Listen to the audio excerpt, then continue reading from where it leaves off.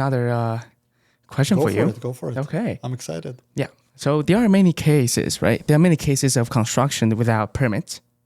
Yes. Quite a few. Yes. Especially in Ontario, I suppose. But not only Ontario, like every provinces maybe. Yeah, in every province is the same thing. Yeah. All over the world, people build without, exactly. without permits. In Asia, whatever, Europe, definitely. Yeah. Right? But what are the consequences? I'm not saying all around the world, but I'm asking specifically here in Ontario. Yeah. The consequences That's a if you great don't question. have any permits. That's a great question because we do have a lot of people that would call us and ask, Max, what can we do? We have those issues. We built. So you got two kind of people. You got two kind of situations. Mm-hmm. You got the situations of, the innocent person Yeah. who built something and thought, this is my property. This is my house. Mm-hmm. I should be able to do whatever I want on my property. Wrong. That's not the case. No. It's funny because I always tell my clients that when they're telling me, well, I own this property, it's my house. I'm like, well, no, this house belongs to the municipality, but you own the air. You really bought the air that you're breathing. The rest belongs to the municipality. Yeah, because the land, right? It still belongs to, Well, no, because really everything you want to do, you need to get a permit. True. Of course, as I said, when you do finishes, you don't. But mainly everything starting with... building a whole brand new structure, whatever. You want an addition, you want a mudroom, you want a shed. Mm-hmm. Of course, a certain size. We're not going to go into it. Mm-hmm. But you want a shed, you want a canopy, you want a cabana, you want a pool. Mm-hmm. You need to have a permit. You cannot do anything without having the municipal permits. Right. So, but yeah, pretty much. So person number one is a person who would build without a permit because they just didn't know. Mm-hmm. Innocently.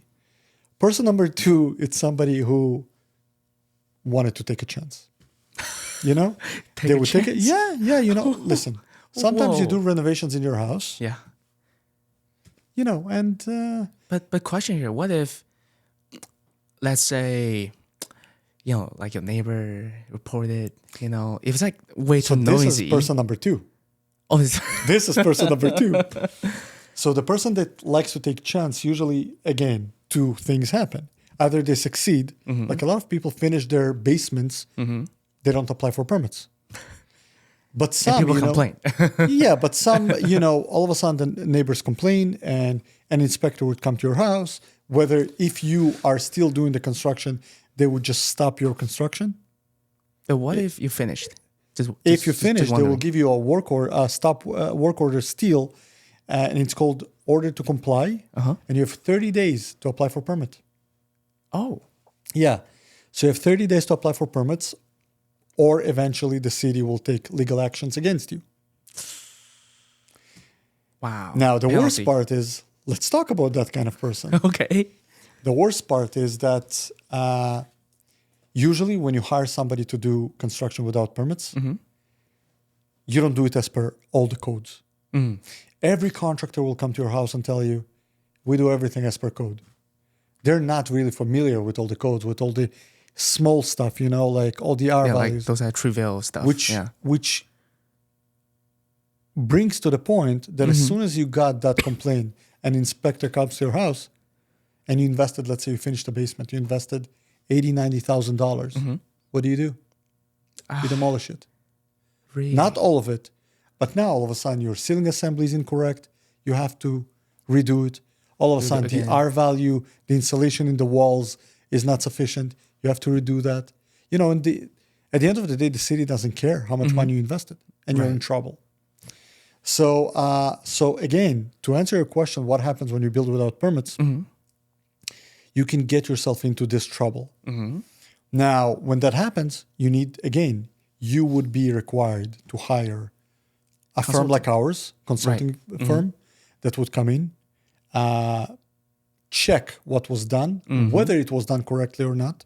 If it was done correctly, you're lucky.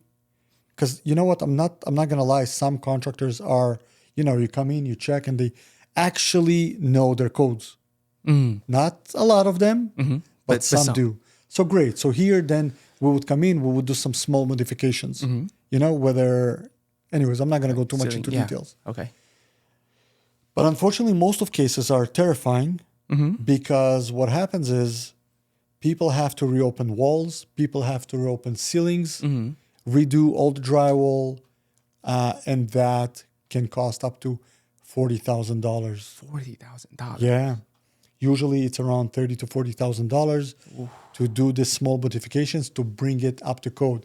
And at this point, you have no choice anymore because you invested so much money into the basement. Into the whole, yeah.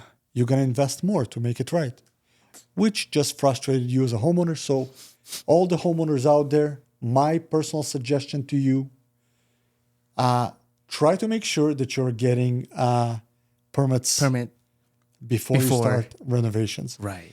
And funny enough, we had an administrator long time ago, an office admin. Okay. She was amazing. Her name was Maggie. Her name is Maggie, I hope. And Maggie was saying, we still use that saying.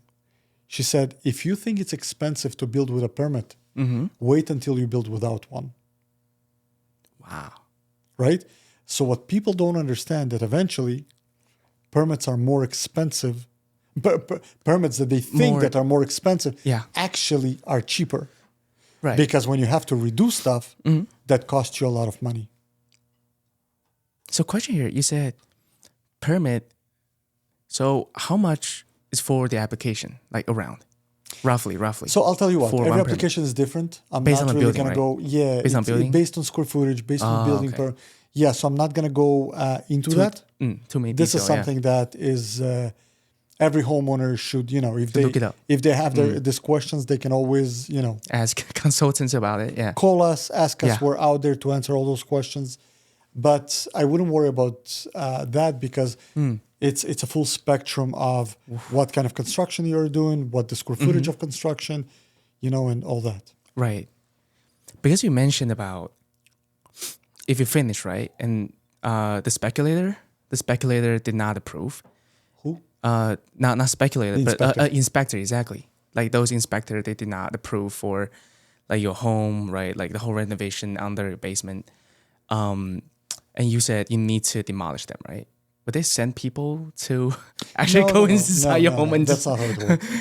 The city will it's not such an send amateur question, but I just want to ask. the city. So just to just explain curious, to everybody, it's curious. Vic is part of our company in the marketing department. Yes. Okay, to all of you that think whether or not we're keeping consultants that are not familiar with the situation. Yes, but no.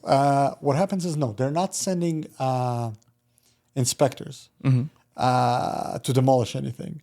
What they do is they pretty much ask you nicely to demolish. They will get back in a month. If you didn't do anything, they will ask you, okay, did you start the process of permits? If you did, usually company, like ours that kind of started the first phase of construction, which is permits, would right away contact the inspector and let them know that, listen, we're on the application. It's fine. We're good. It's fine. They usually would have us extra time. Talking to our company, they understand that we're on top of it. That's our job. And they give us the extra time. But if the homeowner did not start any like process, then they give another warning. After that warning, because we have a lot of situations. So sometimes it's even funny. People think that we're going to slip it off, and it will disappear. Yeah, and finger crossed. They'll Yeah. right? That's not how it works, right? But people are like, let's just ignore it. Maybe it will go away. But no, this is not the case. So what happens is, most of the time they would get a court. Not most of the time, sometimes they would get a court notice. A court notice. Yeah. That's quite serious. Yeah. And of course, you don't want the city to spend time on their lawyers because of your case, because that might cost you. Oh, yeah. Eventually, somebody going to have to pay for it. So you have to pay for the city of hiring a lawyer to sue you. No. You don't Is pay that for like the that? city to hire Right. a lawyer. The city has their own law team on payroll. Wow. Right? So you're And basically their job done. is, if you're being So sued. basically done. So anyways, I'll tell you what, in my experience, I did not have too many cases of those because eventually people are smart enough to understand that, thank okay, we probably shouldn't play around Thank God. anymore. You know what I mean? Right. But yes, we did have situations where cities sue clients. We do have a couple of clients that are in a lawsuit with the city, even though the permits are pretty much there. Well, but sometimes also the city will drop the claim because at the end of the day, it costs them more money to sue you, right? True. They don't really need that. So Right. That's a wrap for today's podcast. Thank you for tuning in and joining us for another awesome conversation. You can check out our next video for a preview of what's coming up. Also, if you're a designer, a contractor, or just someone in the construction industry with a passion to share, we're inviting you to join us on this show. Come share your voice, your ideas, and let's make something awesome together. We'll catch you on the next one. And until then, back to work.